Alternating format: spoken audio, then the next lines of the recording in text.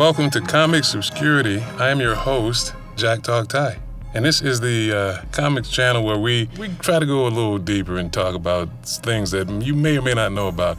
And by you, I'm talking to the new reader, the new younger reader who is just getting into these things and may not have been around in the 80s to read some of these books. And what we're talking about today is some of these cosmic level characters who are like God level, characters that can do anything. And in no particular order of power.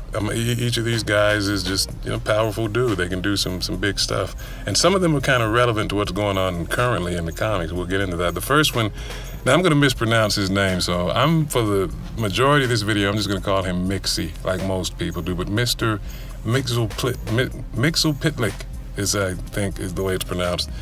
Been spelled many ways over the years, but there's a current accepted spelling of it. He's from the fifth dimension. Now he's the concept of the cosmic trickster, and if you guys are bored, just Google cosmic trickster and read about that concept. That's what Mr. Mxy is. He can do anything. He is that powerful. Now his powers have been described as being science that's so advanced that it looks like magic does.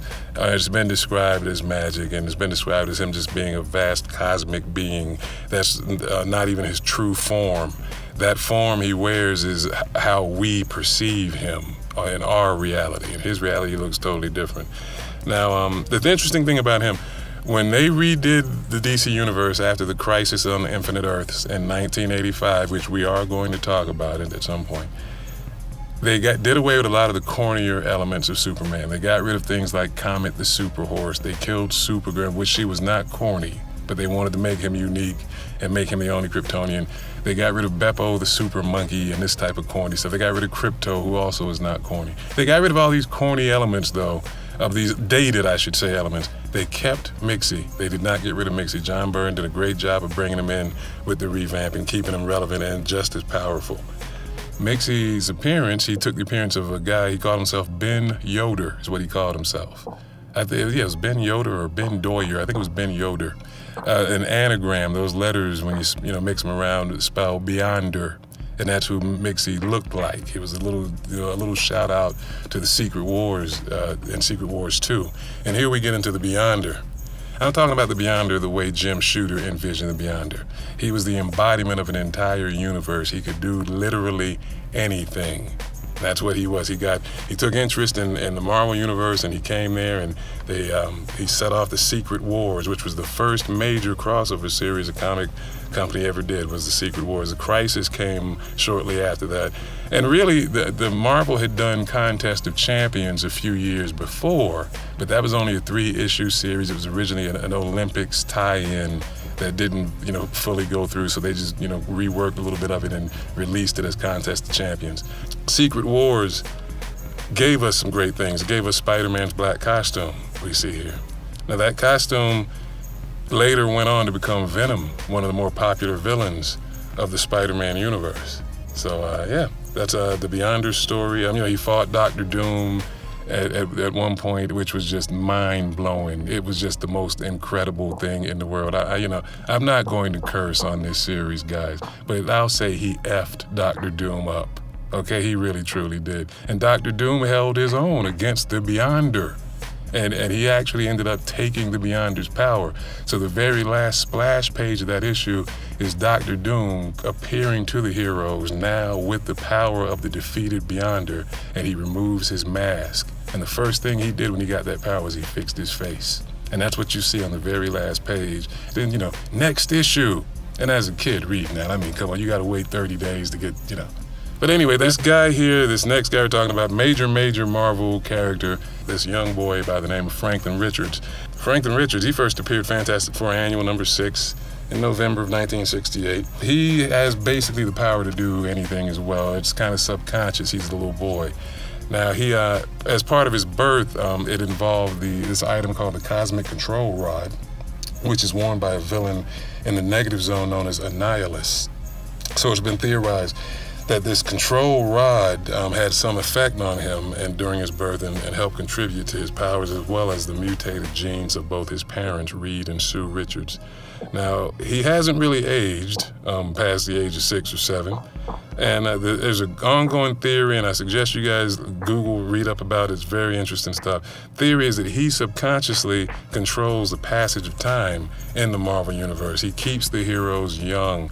That's why you could read about the Fantastic Four meeting the Beatles back in the 60s, and it's an actual part of the story. But now we realize that couldn't have happened because the Fantastic Four weren't around when the Beatles were around, according to the current timeline. This is all due to Franklin pushing time forward in his way of keeping the heroes young while letting time advance.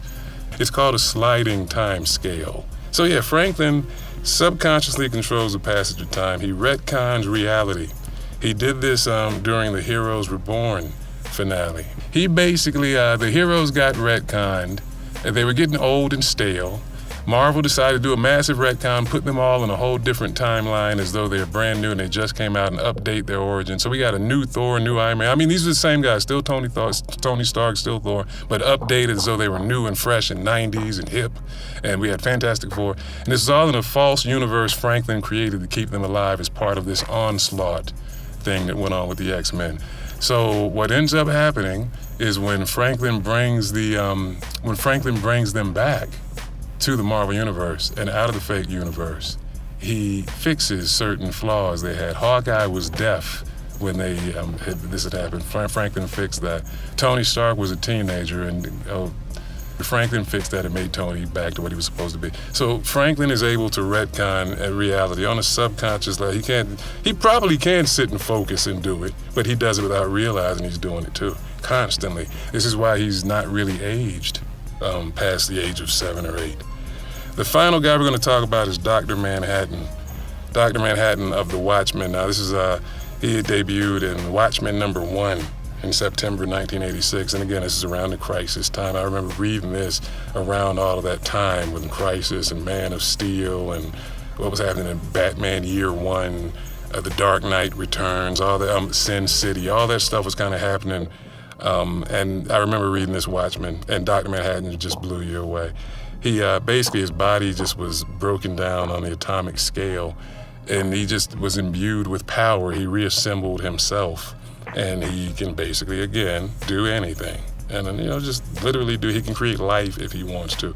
There's a scene where he's arguing with his girlfriend, and not really even arguing, he's not really reacting to her, but he's telling her what she's going to say next in the argument, and it's exactly what she was going to say, because all time takes place at one time for him. The past, present, and future all occur at once for Dr. Manhattan.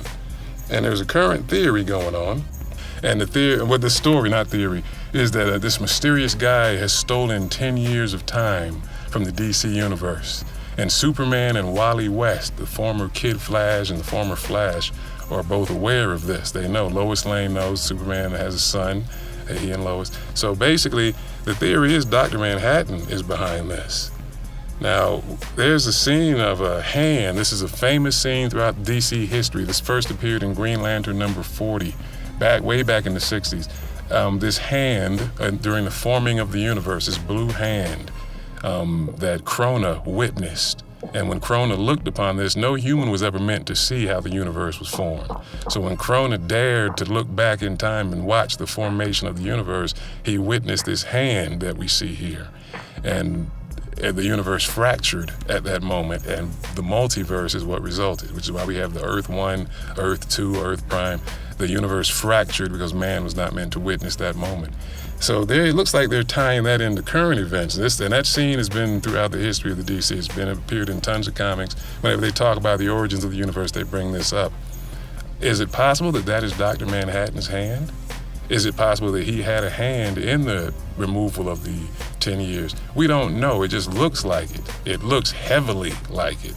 But again, it could be a red herring. These are some pretty brilliant writers that we're talking about that are writing this. Jeff Johns is spearheading. He's a very creative guy, and he has a love for the history. So he could be throwing us all off the trail with this Dr. Manhattan stuff, but it looks strongly like he and the Watchmen characters will be involved. Batman has even found the comedian's pen in the Batcave. So we know the Watchmen characters are involved. We just don't know to what extent Dr. Manhattan is behind these things. So that's what we were talking about. I hope you guys enjoy. I hope I didn't bore you But that is Comics Obscurity, where we talk about some things that maybe some of you may or may not know that much about, and I try to make it interesting for you. Yeah, so stick with us, and we'll be back next time with more on Comics Obscurity. I'm Mxyzptlk. Take care.